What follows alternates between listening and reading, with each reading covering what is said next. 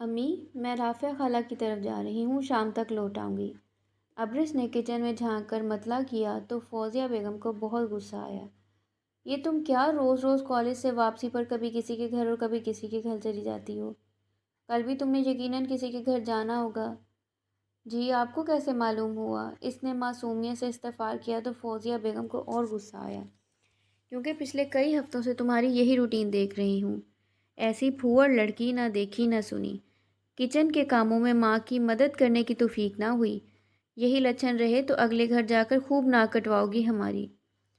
اچھا، پھر کب بھیج رہی ہیں مجھے؟ وہ پرسوچ انداز میں بولی۔ کہاں؟ اگلے گھر۔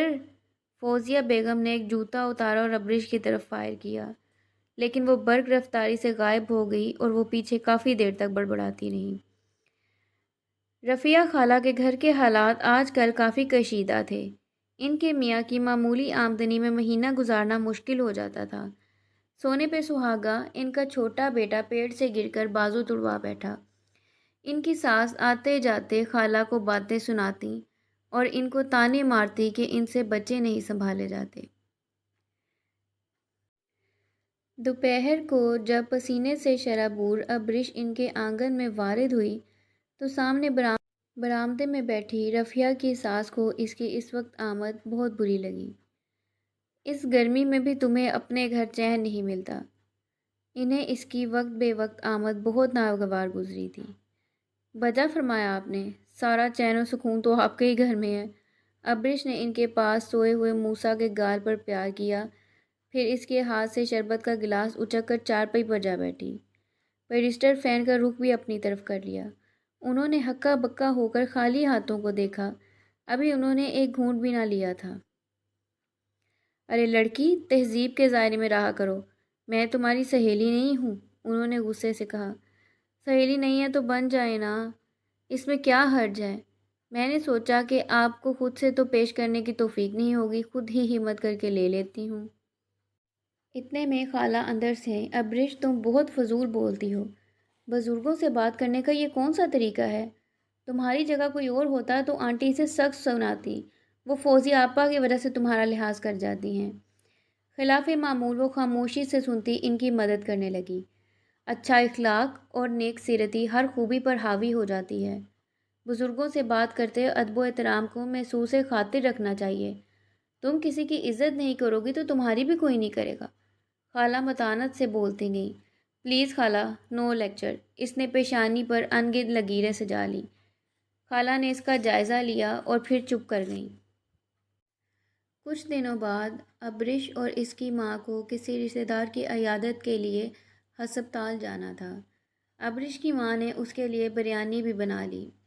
وہاں پر ایک اور بھی عورت آئی ہوئی تھی جس کے بچے کو فٹس پڑ رہے تھے، لیکن بچے کی والدہ کافی سلجھی ہوئی باوقار عورت نظر آتی تھی۔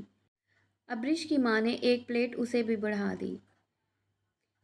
خاتون نے ابرش کو اپنی طرف اشارے سے بلایا۔ بیٹا، آپ سے ایک بات پوچھنی تھی، یہ جنہوں نے مجھے بریانی دی ہے کہیں یہ غیر مسلم تو نہیں ہے؟ میں ان کو جانتی نہیں، ان سے ہاتھ سے لے کر کھانا شروع کر دی۔ ابرش نے بے ساختہ امڑتی ہنسی کو بمشکل روکا۔ آپی، آپ یہودی ہیں یا ہندو؟ اس نے بآواز بلند صاف صدف کو پکارا اور ارد گرد سب لوگ متوجہ ہو گئے۔ یہ آنٹی صاحبہ الجھن میں ہیں کہ آپ سے لی ہوئی بریانی کھا کر ان کو گناہ تو نہیں ملے گا، حالانکہ اس وقت ان کو یہ سوچنا چاہیے کہ آپ کے بچے کے خسرے کے جراثیم ان کے بچے میں منتقل نہ ہو جائیں۔ مسکرا کر بولتے ہوئے وہ زہر لگ رہی تھی، آنٹی کا رنگ بھی اڑا۔ ابرش کو ان کے چہرے کے تناؤ سے محسوس ہو رہا تھا کہ انہیں ابرش کی بات کافی بری لگی ہے۔ وہ لائبریری سے نکل رہی تھی جب سر معاذ نے اسے پکارا اور بنا کسی تمہید کے اپنا مدعا بیان کیا۔ ان کے پیرنٹس ابراڈ میں تھے، وہ اپنی آپی کے گھر رہتے تھے اور آج شام اپنی آپی کے ہمراہ ابرش کے گھر کسی خاص مقصد کے لیے آنا چاہتے تھے۔ ان کتھئی آنکھوں میں ڈوب کر اس کے دل کی دھڑکنیں اعتدال پہ نہ رہیں اور وہ اٹھتے کہیں پڑتے کہیں قدموں کے ساتھ گھر پہنچی۔ لیکن اتنی اہم بات فوزیہ بیگم کو بھی بتانا ضروری تھی۔ اس نے ہچکچاہٹ کے ساتھ فوزیہ بیگم کو ساری بات بتائی۔ پھر اس نے امی کے ساتھ مل کر egg roll, chicken don'ts, macaroni اور میٹھے میں پوڈنگ تیار کی اور خود نہانے چلی گئی۔ بیبی پنک کلر کے دیدہ زپ کڑھائی سے مزید سوٹ میں وہ کتنی پیاری لگ رہی تھی۔ میک اپ کے نام پر اس نے صرف کاجل اور لپ گلوس لگایا تھا۔ کافی دیر آئینے کے سامنے کھڑی خود کو دیکھتی رہی، پھر کچھ سوچ کر دوپٹہ سر پر لیا۔ وہ سر معاذ کی آپی کو پوری طرح متاثر کرنا چاہتی تھی۔ فوزیہ بیگم کے بلانے پر وہ جھجکتے ہوئے ڈرائنگ روم میں گئی۔ السلام علیکم۔ اسے دیکھتے ہی ان خاتون کو سانپ سونگھ گیا۔ یہ ابریش ہے؟ ان کی آنکھیں حیرت سے پھیلیں۔ جی آپی، کتھئی آنکھوں میں اس کے لیے ستائش تھی۔ معاذ ان دونوں کا گمسم انداز دیکھ کر چونکا۔ کیا ہوا؟ معاذ، اس دن ہاسپٹل میں ملنے والی جس لڑکی کے بارے میں نے تمہیں بتایا تھا، وہ لڑکی یہی ہے۔ معاذ کو دھچکا لگا۔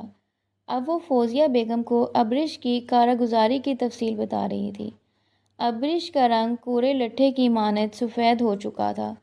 معاذ کا سنجیدہ انداز اس کا دل دہلا رہا تھا۔ مانا کہ کسی کے مذہب کے بارے میں بات نہیں کرنی چاہیے، مگر میں نے ایک سوال ہی تو پوچھا تھا۔